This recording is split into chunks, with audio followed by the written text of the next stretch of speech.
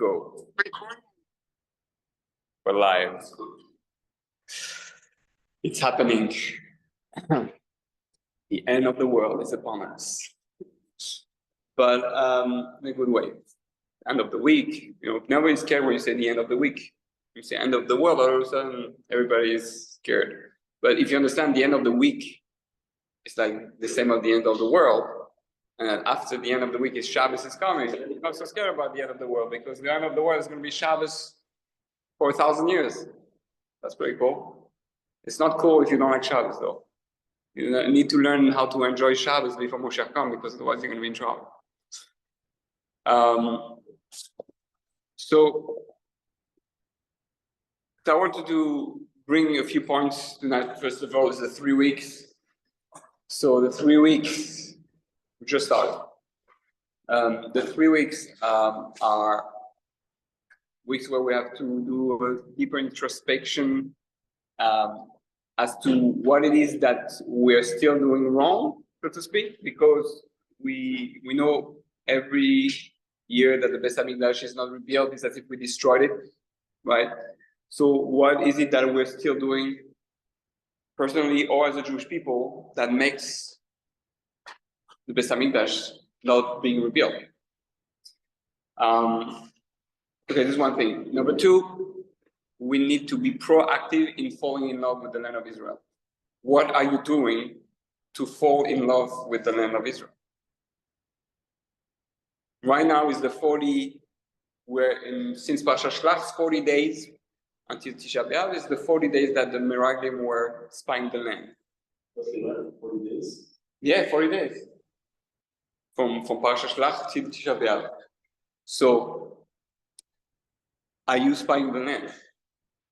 Are you spying the land in a good way? Trying to figure out what's so special about this land? What's so unique about the land? Why are we so crazy about that land? Why should we love it? Right? Because a lot of people who actually have no desire to go to Israel or don't feel anything about the land of Israel and are not connected. They feel it's just a land, okay, the land of the Jews, but what we have to understand, imagine you tell people, yeah, there's a place called Atlantis, or which was with Black Panther, what was it? Wakanda. Whatever, like, wow, those mysterious places, Well, yeah, there's a place called Israel. And if the world knew about what was unique about Israel and its land and the reaction there, you go to Yellowstone Park or you go to incredible place, Niagara Falls, and say, wow, we're there's an energy. If I heard a story, I don't know if it's true, but as far as I know, it's true. Maybe if the people who know Breslov very well, they'll tell me if it's true. But I was told that the Rabbi Nachman of Breslov one time traveled to Israel because he wanted to connect to the land to see, and they went through. I think it's the Baal Shem Tov. I don't the Rabbi Nachman of Breslov. This is the Baal Shem Tov. I'm pretty sure it's the Rabbi Nachman of Breslov. And they traveled and it took a few months and all that, and then came into Eretz Israel. They arrived. He walked 1, 2, 3, 4, 5 steps, something like that, and say, "Okay, I got recharged. We can go back." He didn't say I got recharged. He said, "Now I know what the land of Israel is." Just by the way, when you want to connect to a place, to the land, it's good to walk barefoot. It helps you be grounded, and it helps you connect to the energy of just like a touch. Different when you touch someone else's hand, you touch them through gloves or clothing. Electricity goes to the right, exactly. It's energies, the chi or whatever exists, the aura or all that stuff. What? Shoes. They're very, very, very big into the sandals and the barefoot shoes. The shoes are they're very thin, so you feel the ground. Oh, that's very interesting. It's interesting. Yeah, that would actually be cool to try that barefoot. Like the shoes that have the individual toes. That sandals are very, very common. Yeah. Sandals In France, no, it's France. French. I don't know. Anyway, but what are we doing to be proactive in terms of making sure we have a desire. My Rebbe says that that if you are really have a strong desire to be in the land of Israel, right, and that's really your one of your true desire, passion, and want, then a will, then you have the status as someone who lives in Israel. Right? Remember, when we daven and you make 3 steps, you're considered as if you enter, I mean, if you have the right intention, because as if you have entered Israel and the Kadosh Kadoshim, the Holy of Holies. As if you are in Israel, and that's the status. We know our imagination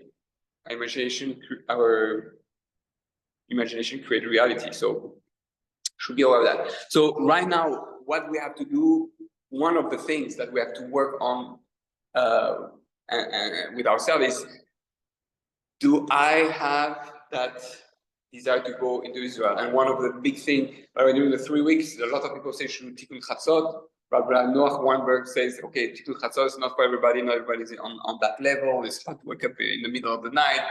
But he says, just say 1 minute you think about Israel, 1 minute you think of the Shekhinah, of the disconnect between God and the Jewish people. And or say one parak of Tehillim. So one of the things that I try to do is I try to say every day Anar Bare, right? Which is the beginning, the first psalm of Tikkun Chatzot. And what do we say there? We say there all the time. We forget. Imno ale et Yerushalayim al rosh simchati.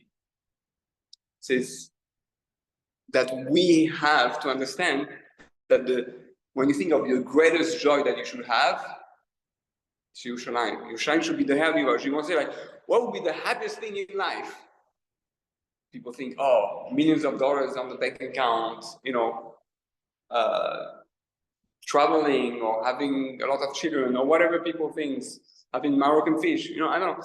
But no, it is Yerushalayim, to have Yerushalayim, to be able to be in Yerushalayim. Obviously, when Yerushalayim is the way it's supposed to be. But so that is to give a purest perspective, because otherwise you cannot cry on Tisha B'Av. What are you going to be sad about on Tisha B'Av? If you have no connection with the land. Oh, big deal. I live the American dream. There's even a mall called the American Dream. And who runs it? The Jews. The Jews give you the American dream in America. It's like, no. What about the Israeli dream? So what do we have to do? We have to be smarter than that. We have to open the Israeli Dream Mall in Israel.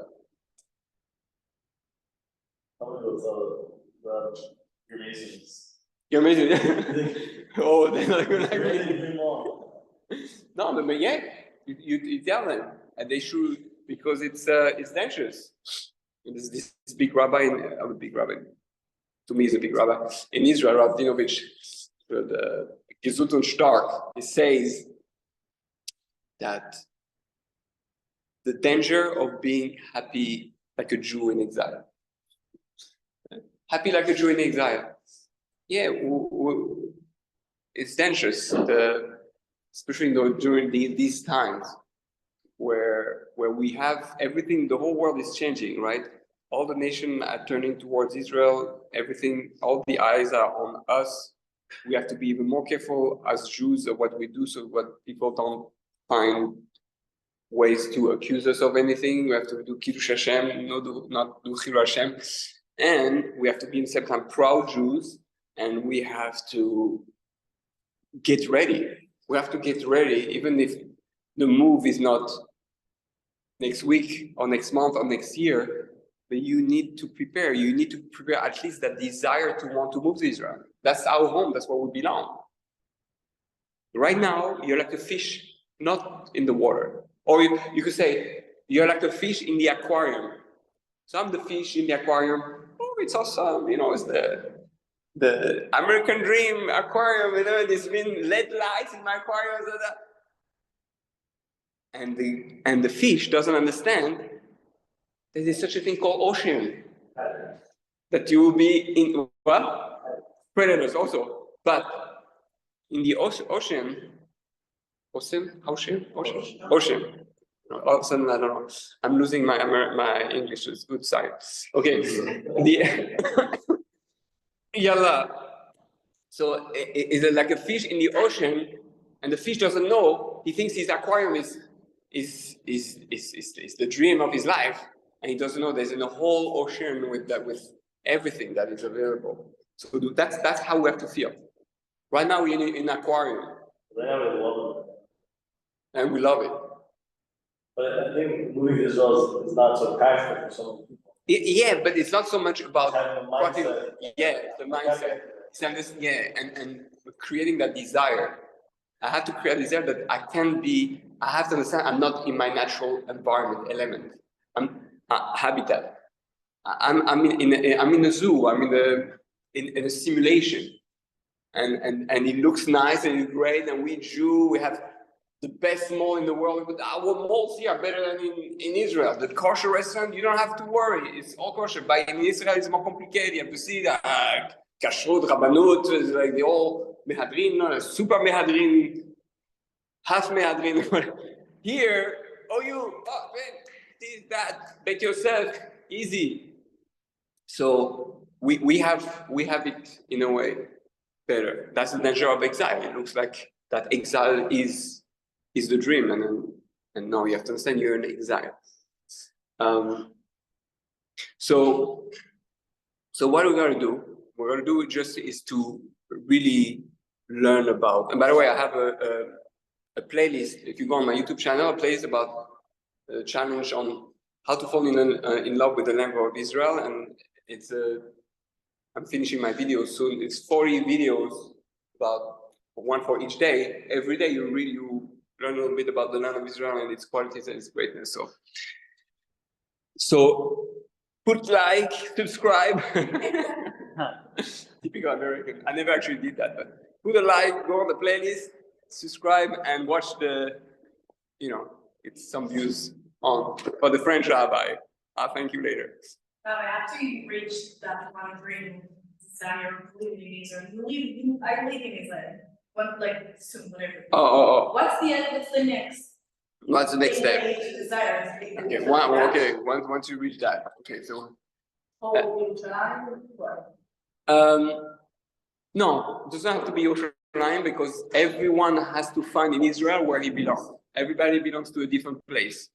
It was the world 12 tribes.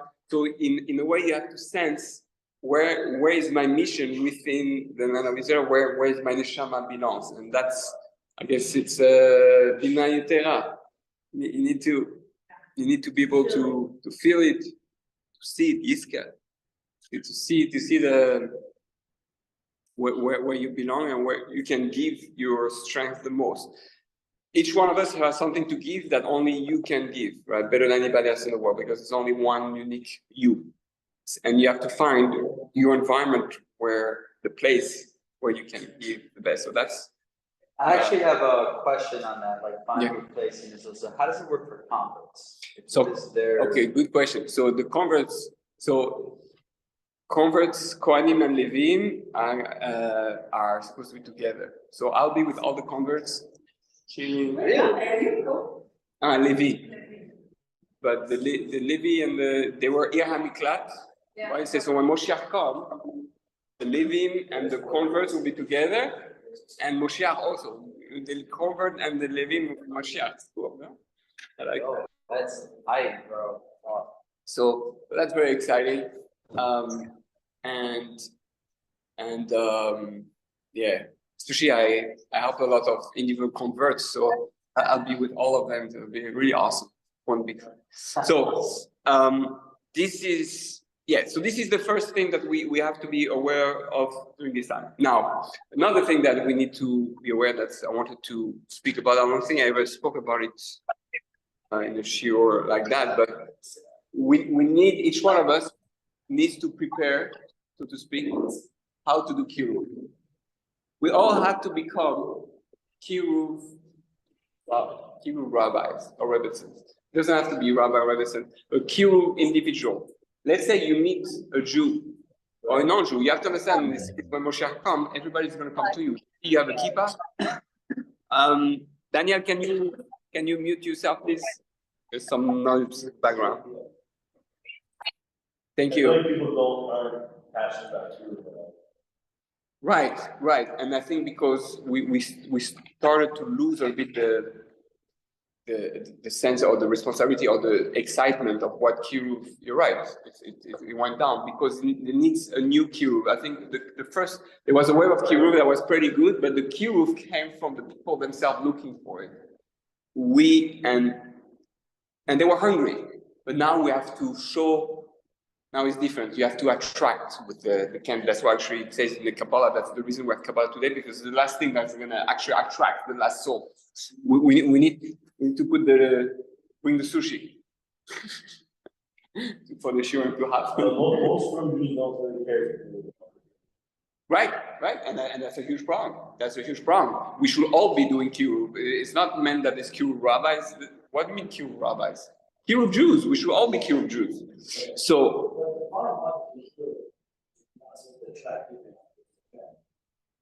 Be careful because you're supposed to only attract Jewish people. Right. Well, not just Jewish people. The souls that needs to convert too. It's a straight Gemara. Right. That's you have to be careful who you attract. Right. Yeah. 100%. I respect, but I don't want to get in trouble. That's the one thing that I went to this speech where the real estate thing, where it's a Swedish conference, and they had the mayor come and speak. You know, Eric Adams. Yeah, and you know what he said? He said, you know, very short speech, 10 minutes, in and out. Okay, spoke, left. You know, it's a little entourage. The message was, everybody here, you know, does real estate, because it was a real estate thing. Everybody does real estate, you want the real estate to be successful, with the schools, the neighbors to be safe. But if he wants to be mayor again, he said all the Jews have to come out and support him and fight anybody who's not going to support him. Because there is a big thing that Jews, they're like, oh, we're going to stand back, we're going to let things happen. Not to get involved. And he said, you got to get involved. The Hasidim have to get involved. Everybody has to get involved because people are trying to rig the elections. People are trying to steal the elections, and they're going to get rid of it. They're Right. It's not doing it. It's very big. That's true. Of Jews are guys. Very well. Yeah, and he's supportive of Israel. The Jews, they're like, he's very well led. You know. No, it's important. We have to keep our boundaries, right? We can, you know, we can, but the Gemara said that the reason we are all spread out is because we couldn't do it just by staying in Israel, or we failed to do it by staying in Israel. Yaakov Weinberg explains that now we're spread out all around the world, and to bring through Kiddush Hashem, really that Kiddush Hashem, not running after the non-Jews who needs to convert or whatever, but by being a role model and a shining light, a part of truth, a model of moral behavior and greatness and wisdom, then people will naturally want to connect. But yeah, if we stay hidden in our shul, it's not going to be good. It's not gonna. We're gonna miss people. But I'm talking about Kiruv more specifically with Jewish individual. Anyway, I'll take care of the Gerim. You can take care of the Jews. I've already. Sure. Take my inspiration. Sure, absolutely. But take notes. It's words of gold.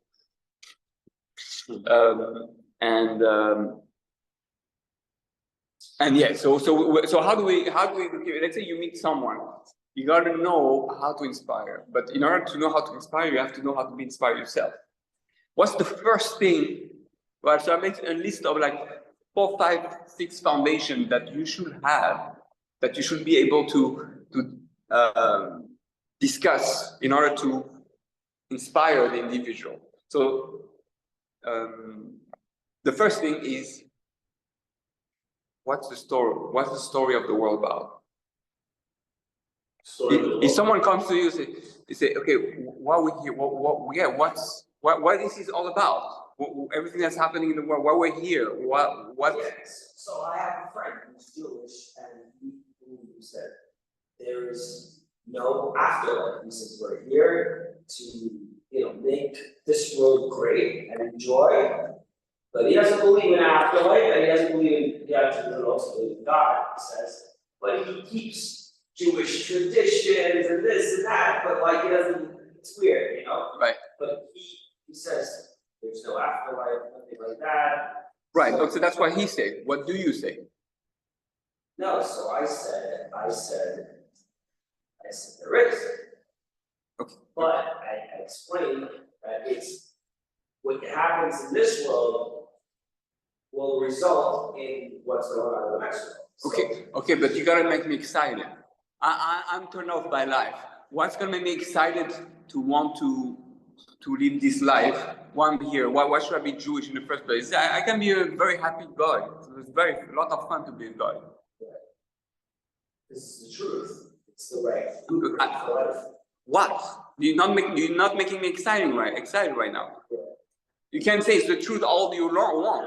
Okay. No, that's why I'm here, to try to spice it up. And that's the way usually I proceed, whenever I approach people, ask me, okay, we're here because, and that's the Messiah Seshan who says that, we're here to try, God created a world in order to try to, for human beings. Now, we don't know all the answers. We don't know who God is really, but we know what he let us know through the Torah and the world. He created a world in which he wanted us to be able on our own to experience the highest possible pleasure a being can have. In order to have that incredible pleasure, and if you ask everyone, what do you really want in life? What every choice that you do is based on pleasure.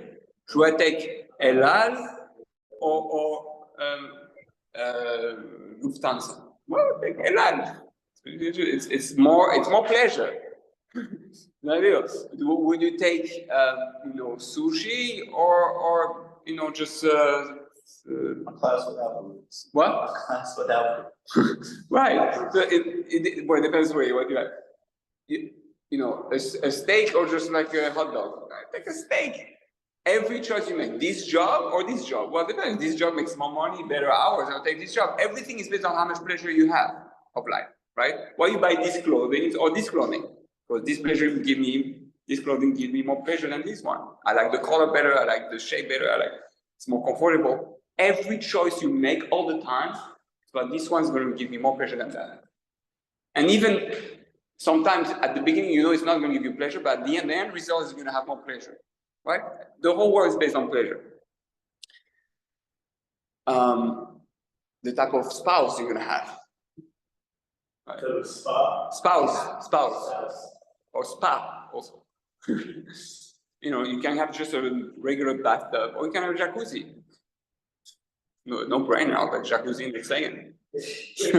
I mean, come on. So, I just like there is. I listened to a little interview. Right. With the guy who started Telegram. Oh. He has hundreds of millions of dollars from even before he started Telegram. Okay. He said What's already? he knows what he can do, whatever. He says he's a minimalist. He doesn't spend money. He doesn't buy anything. I like minimalist. And he's just like, I don't own real estate. I don't own jets. Good. Right. He says, and then the way that he says it, the more things you have, they take away from your freedom. That's true. That's very true. What? Right. So you take care about the more you have, the more it's. So it's like Warren Buffett, people drives a bank, he's banking his car. Right. So Robert, you're saying So, yeah. the world with Hashem and Judaism and all that is the world with the.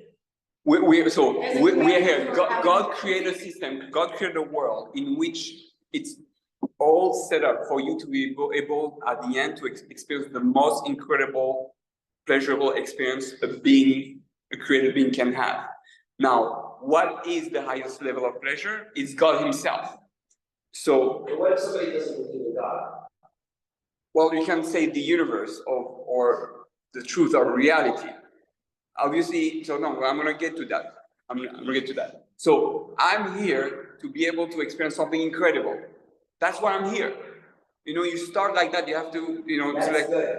okay? That's really Okay, because otherwise, you understand, if God created the world, meaning if God is God, he has to be amazing. If there's a God, he has to be amazing. Otherwise, like what? It's a boring God. We make better movies than God, more exciting movies than God's movie. God's movie is this world. So when Netflix isn't going to make better movies than God, can be, right? With all the drama, actions, and all that, God is making a movie that is called the universe, right? And that has to be the most exciting. So we're here for something incredible. Now, how do we get to experience that incredible thing? So we understand this a beginning phase, which is here in this world, in which we have to choose, we have to make some choices, hard choices sometimes, and difficult choices and effort choices, but in order to reach something that we really want. And what is the way to have the best possible experience is choosing God. Only, and that at the end you're gonna get you're gonna get you're gonna get that full experience. You can have a taste about it of it here, but the full experience after. Yeah. argument that they'll say back is unfortunately they're gonna say there's so many restrictions. Like let's say I want to go on Oh, but we're vacation, not there yet. We're not there yet. I'm not talking about Judaism yet. We didn't speak about Judaism. but they're gonna say God knows. God wants you to keep coaching. We're not there yet. No. It's, Now I take away. No. You can't drive the car. we're not there. No. You're too far ahead. We're not there. They're not. They don't even know Judaism. They don't even know what you're not allowed to do. Somebody who knows. Okay, so you tell him, hold on, you're going too fast. Oh, that's what you have to say? Yeah. Okay. We're not there's no Judaism yet. It's just God. I remember telling once, like, everybody's like, if someone's not ready to Judaism, Not everybody. if someone's not ready to be Judaism, it's like almost a sin to talk Right, about Judaism. right, exactly. You have to be.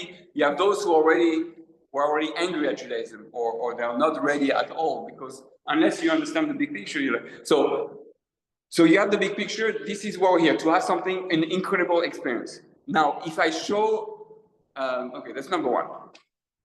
And if now you have to present in front of the person all the possible ways to live this life and which one seem the most incredible type of life. So obviously you're gonna bring Buddhism and Islam and Christianity and Avodah Zarah and all that, a bit like Yisro, he tried everything, right? I did it all, and you have people who tried everything. You're free to try everything right now. I can just put my kippah and try, Tai Chi or whatever, silent retreats or, any religion. I'm free. Hashem made me free to choose whatever I want. I cannot anymore decide to be a non-Jew, but I became Jewish because I converted at some point. My soul came back as a Jew, but at some point I was not Jewish. Nobody was Jewish. There was no Jews until Abraham. So we all, at some point, made the choice. What? 1,000, 2,000. Right. And then eventually one more, and then there was a small Jewish nation. So that's the first thing. Now, what it is that you have to be able to tell people is that, okay, if you want to know really if that's real, that experience, that incredible experience of life is which one is real, you got to search for proof. You got to search for authenticity. If there's a God, it has to be that he put the proofs in this world. Even though God plays a little bit hide and seek, right? But no normal, healthy individual, the one who created your intelligence, right, rational, everybody understand that if you make a baby, you just don't throw him and figure it out. By animals, actually, some can figure out a little bit automatically, but you don't make a computer without the instruction, right? So God has put some way to connect to him or to an instruction and to find the truth. Otherwise, your whole life will be down. And so you search. And that's our greatest obligation. Your most important greatest obligation as a human being is to find out what is the truth. Search the truth. And nowadays, I tell people, you don't need any more and from my experience at least, you don't need to believe anymore. You don't have to believe. If you really see all the proof that exist about the fact, the story of the Jewish people, that the Torah is really cannot have been written by a human being, and all the proofs that they have in science and all that, you compare to everything else that exists in the world, Judaism is far above things. I've seen what the Muslims show, the proof from the Quran, and I've seen also proofs by Christianity, what they try. It's so weak compared to everything that we have as Jews to prove, right? We have archaeological, rational proof, we have scientific proof, we have tons, and the Torah, we have a lot. So you are saying, just search. You don't have to be in doubt for your whole life to believe, is it true or not? And God, but people have to make a mistake about what emunah is. Emunah doesn't mean that I just believe. Emunah means I'm convinced. I'm convinced that this is the truth. This is what it means having emunah. And bitachon is acting upon that fact that you're convinced. It's going to show how convinced you are. How do you trust? Are you convinced that the person? And then you have it. Bitachon, you act. But emunah means amen. It's true. I believe it's true. I'm convinced. It's not blind faith like by Christianity. No, you have to believe and you have to know. V'yadata hayom. You have to. So you have to know and act like that. So that's the second thing. Then, once that person makes the research, so you push the people to the person to the research. You tell them, okay, how do you start your Judaism? You have to understand that Judaism, now that I understand it's true, it's a relationship with God. And you have to teach it differently than it's taught. God doesn't care if you do a mitzvah or an avera. It's not for him. He doesn't need you technically. He created you for you to have good. It even says in the Torah, let the top should be good for you, right? So all the mitzvot are all for you to build up your experience.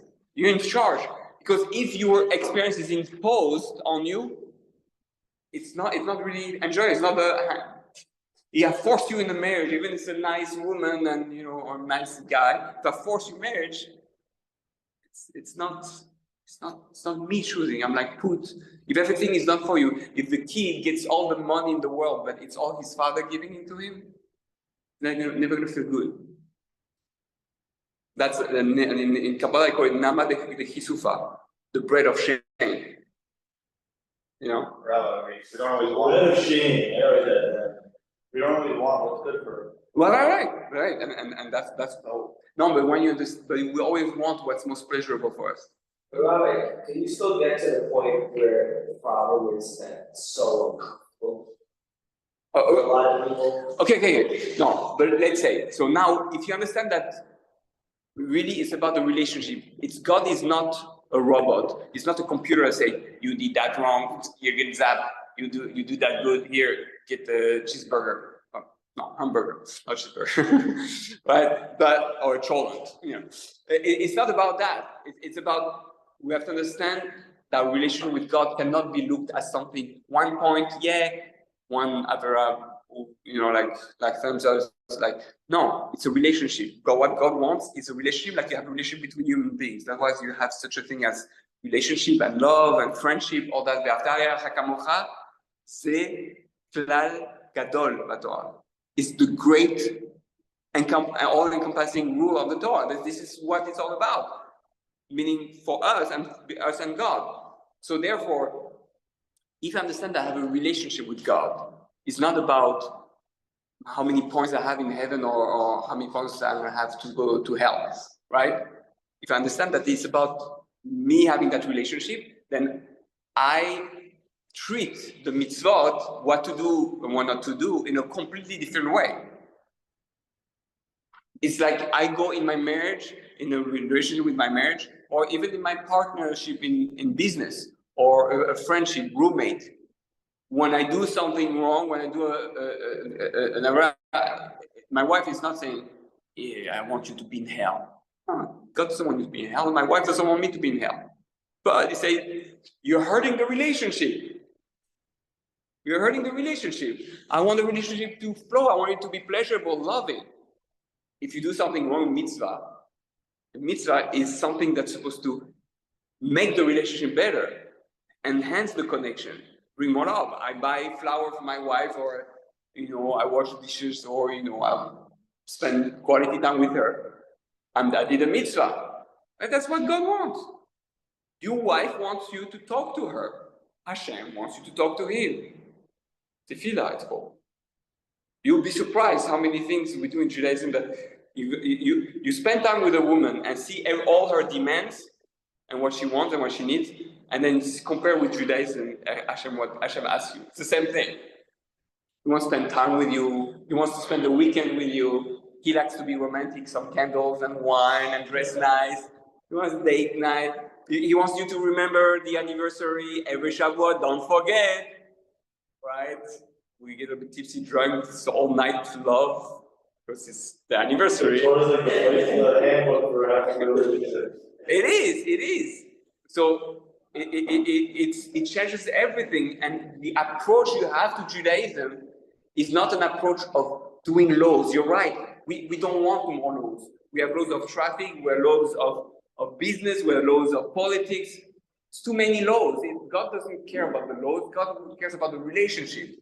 And it's not like go in my marriage. Okay, I have 613 laws. One is take up the garbage. One is do this. You can look at it as laws, or look at it as, no, I want. That's what's going to make the relationship work. Now, one of the problems is that we do sometimes those laws and we don't see how it makes the relationship better. Marat, I don't always feel like taking out the garbage. What? I don't always feel like taking out the garbage. Okay, so you need to There's consequences.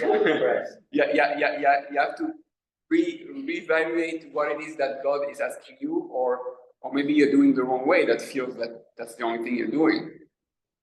But if every mitzvah you did each time, you will see the value of how it changes you, meaning the message of why you do it. It's like, let's say there's a mitzvah, to daven, or the mitzvah to put on tefillin. So let's say before I go home, right? The tefillin is my head and my heart should be connected. So before I go home, just 2 minutes before entering and greeting my wife, I reconnect my heart and brain. I leave my work, whatever is not supposed to be in my heart at that moment, my business, and then I come home and I'm connecting to my wife fully. My brain and my heart all focus on her. So if you understand that when I put on tefillin, is to help me focus on God, just way like a man will do the work to focus on his wife when he comes home, or wife to the husband, right? So then you understand that the whole thing of tefillin is something now that you're using in a way that is exciting, because you understand you can use it for when you come home to be with your spouse. It's the same tool. It's the same exercise that you will do. So it's really re-evaluating and understanding. Also, when you learn the mitzvahs based on Kabbalah, it's also a whole, right? We have to go deeper. Today, our Judaism cannot be superficial. It has to be deep. It has to be meaningful. It has to be, and if you go to a rabbi, right? If you have the question like, why do we put on mezuzah? I say, because God said so in the Torah. Wow, well, that's depressing. that's why, it's as if a woman say, she say, you bought me this ring. Why did you buy me this ring? Right? He says, when you get married, you should buy a ring. Wow. She said, take your ring back. Right? No, it's just, it's dead. You want to know today the obligation. So if the rabbi answers like that, go to another rabbi. Or go to another source until you find something that speaks to you, that makes sense, that is beautiful. Like I say, it's awesome. It has to be an awesome experience. It has to be exciting. It has to make sense. So that's a bit the approach. So now, once we told these facts to the individual, the next step is, okay, there are 6 constant mitzvot, right? 6 mitzvot they're supposed to do all the time, and all the mitzvot are here to help you experience those 6 mitzvot. To know there's a God, there's no other power than God, that God is one, to love Him, to be in awe of Him, and not don't go after your heart and eye desires. Those 6 mitzvot is the foundation, and in a way also the goal of all mitzvot. All mitzvot are here to enhance those 6 mitzvot. So you need. There's a famous story. I heard it from my Rebbe who quoted the Rambam, and he says like that one time the son of the Rambam went in a village and made everybody religious. So he was so proud. He came to his father. He said, "Oh, I can make everybody religious after a few months." So his father told him, "This is terrible." I don't know the exact words, but he said, "You have to stop right away, and you have to start again from the foundation and teach them first the 6 constant mitzvot. How to love God, how to be in awe of God, because it's supposed to be based on the relationship, not based on just doing actions of servitude and doing commandments." So those mitzvot, those 6 constant mitzvot, and you can find them online. Now there are books of the 6 constant mitzvot. The Sefer Chinuch speaks about it. There's mitzvot you're supposed to do all the time. And it's like, I'm supposed to think of the people I love all the time. Think of my kids, or especially my spouse. I'm supposed to think about this spouse every time. When you eat, you think about him, or when you sleep, when you go to work, when you should always. So that's the same thing with God. All those 6 mitzvot enables you to live on the level of Shivit Hashem V'Kitamid. Once you teach them those 6 mitzvot, you can teach them about the rest of the mitzvot. That are all here to enhance those 6 mitzvot. Now, the next thing you need to tell them is that all those mitzvot that you do, even the 6 mitzvot, if you're a jerk in life, there's no value. There's no value if you don't do the mitzvot, right? If you don't do the mitzvot, if you don't work on your mitzvot, if you're not a mensch, if you're not a good human being, there's no value to mitzvot. And this is a huge foundation that everyone needs to understand in Judaism, and the whole Musar movement was created because of that. And the entire book of Bereshit is about that. It's learning how to have good character traits before trying to be holy. You want to be holy? Be a mensch first. You can't skip steps, first be French, then maybe you can be American. First you have to be French, you have to be gentleman. No, I mean, they're not always very, very good midot, but they're usually more gentle. That has to be the next thing. The next step that you have to work with them, you tell them you need to find a mission in life. Everybody has a mission, right? And you need to get that booklet from Rabbi G on how to find your mission in life. Because it's the next step. When you understand that you have something unique about you, you're here to do something unique, and that's your purpose in life, then you get excited that there's something more exciting about that, right? That's the next step. And finally, I would say you finish with the idea that the most important part of Judaism is really learning how to pray. Meaning learning how to communicate with God, because if you know how to do that well, if you enjoy praying, if you look at what our Judaism is made of, it's basically made of 90% of prayer, all the chagim. I mean, I should say maybe 30% eating and 70% prayer, eating and prayers.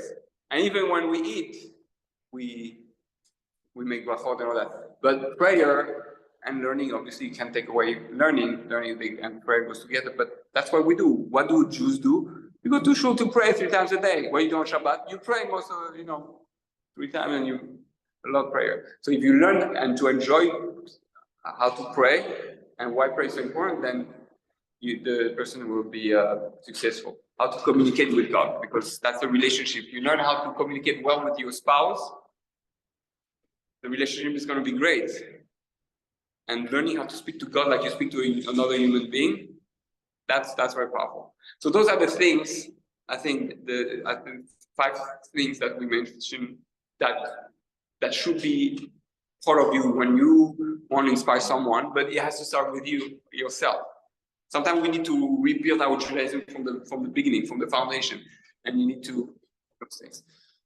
So, any questions? So now, and I want to finish because it's late. We need to grasp that each one of us has an obligation, a responsibility to bring the souls of the Jews together, and especially the ones who are lost. Our second obligation is to be a light into the nation, and one of the most powerful things, I'm not going to read that now because it's too long, but the Zohar and many other places say it's important to make groups. I spoke a little bit about it in the past. Each one of you has to become like a group organizers. We have to become all group organizers because we have to you take 1, 2, 3, 4, 5 guys and you bring some food and you learn some Torah. Or you make some prayers together, Tehillim group, then women have a lot of Tehillim group, prayer group, but it can be Torah, it can be Chesed, together we're going to go in Manhattan to give food to the poor people, right? Olam Chesed Ibane. So we have, each one of us, if each one of us do a group, we're creating stronger energy. The more we are as Jews together, the more powerful we become. And it creates unity and others. But those groups have to be unique. It's not just like, oh, make a group, yeah, we chill together. You have to become a group where you're like a real chabura. Chabura comes from chibur, you're connected. Chevron, right? It's a connection where if one of us is sick, we're all going to pray for the other. Like you have one person and the other are like the antibodies. Or the bodyguards. We're all bodyguards for each other in the group. So if someone needs money, we'll all chip in. If someone needs food, we all give some food. If someone needs a visit at the hospital, and we're there for each other. This is the missing. You understand that if each one of us was in that type of group, you feel so good because you have real friends. Most people don't have real friends. You have at least one real friend who is ready to do anything for you whenever you need it. Especially in America, it's hard to find real friends. It's, I think all over the world, but in America especially. So this is my, this is what I wanted to share in terms of trying to get more and more, to where we need to go as Jews, and we'll get there soon. Amen. Everybody up. Thank you. Right? Thank you.